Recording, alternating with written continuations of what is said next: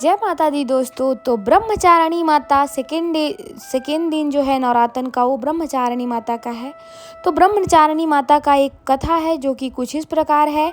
ब्रह्मचारिणी का अर्थ तप की चारिणी यानी तप का आचरण करने वाली देवी का यह रूप पूर्ण ज्योतिमय और अत्यंत भव्य है।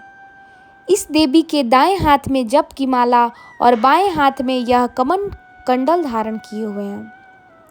पूर्व जन्म में इस देवी ने हिमालय की घर पुत्री रूप में जन्म लिया था और नारद जी के उपदेश से भगवान शंकर को पति के रूप में प्राप्त करने के लिए घोर तपस्या की थी। इस कठिन तपस्या के कारण इन्हें तपचारिणी अर्थात ब्रह्मचारिणी के नाम से अभिहित किया गया। 1000 वर्ष तक इन्होंने केवल फल फूल खाकर ही बिताए हैं और 100 वर्षों तक केवल जमीन पर रहकर सोया है। कुछ दिनों तक कठिन उपवास रखने के और खुले आकाश में नीचे वर्षा और धूप में घोर कष्ट, 3000 वर्षों तक अटूट बिल्व पत्र खाए और भगवान शंकर की आराधना करती रहीं। इसके बाद जो उन्होंने सूखे बिल्व पत्र खाना भी छोड़ दिए।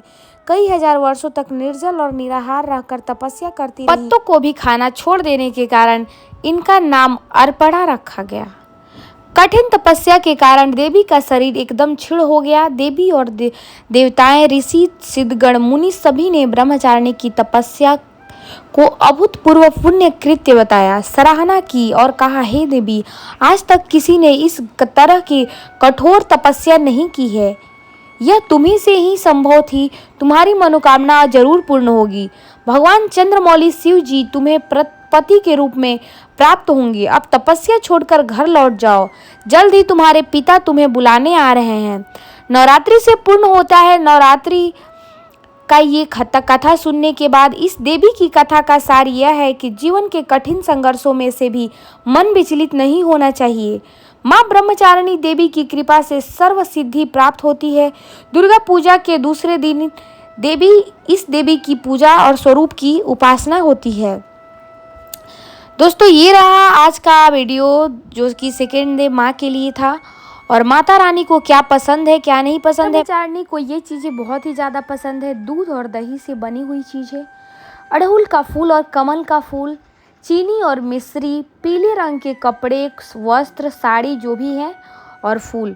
माँ ब्रह्मचारिणी को प्रसन्न करने के लिए आप भोग लगा सकते हैं। पंचामृत, चीनी, मिश्री, नोलन, गुड़, पायस।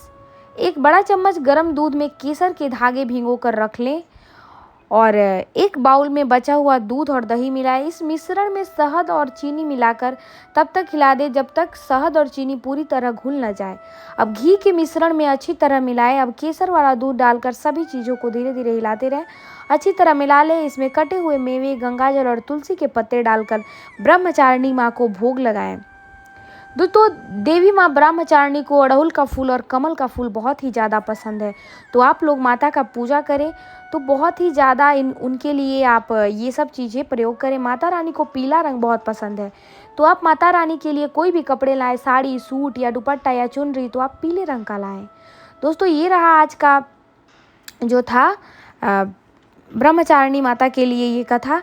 तो माँ ब्रह्मचारिणी के लिए जो पीले रंग का आप सूट लाएँ, उसके साथ साथ आप माता रानी की एक चुनरी जरूर लाएं। माँ ब्रह्मचारिणी के लिए जो एक मूल मंत्र है वो है माँ ब्रह्मचारिणी देवी का पूजा मंत्र। या देवी सर्वभूतेषु माँ ब्रह्मचारिणी रूपेण संस्थिता, नमस्तस्यै नमस्तस्यै नमस्तस्यै नमो नमः। पौराणिक मान्यताओं के मुताबिक माँ ब्रह्मचारिणी ने पर्वतराज हिमालय के घर पुत्री के रूप में जन्म लिया था। नारद जी के उपदेश पर उन्होंने भगवान शिव को पति के रूप में पाने के लिए कठोर तपस्या की थी। इस तपस्या के कारण ही उनका नाम ब्रह्मचारिणी पड़ा। उन्होंने 1000 सालों तक फल फूल खाकर अपना समय बिताया और 100 सालों तक जमीन पर रहकर तपस्या की। उन्होंने कई हजार सालों तक निर्जल और निराहार रहकर तपस्या की। देवी देवताओं, ऋषियों, सिद्धगणों और मुनियों ने माँ ब्रह्मचारिणी की तपस्या को अभूतपूर्व पुण्य कृत्य बताया। उन्होंने कहा कि आपकी मनोकामना पूर्ण होगी और भगवान शिव आपको पति के रूप में प्राप्त होंगे। माँ ब्रह्मचारिणी से जुड़ी कुछ खास बातें हैं। माँ ब्रह्मचारिणी सरल स्वभाव की हैं। उनके दाएं हाथ में जप की माला और बाएं हाथ में कमंड कंडल है। माँ ब्रह्मचारिणी की पूजा करने से आलस्य, अहंकार, लोभ, असत्य, स्वार्थ और ईर्ष्या जो है वो खत्म हो जाती है।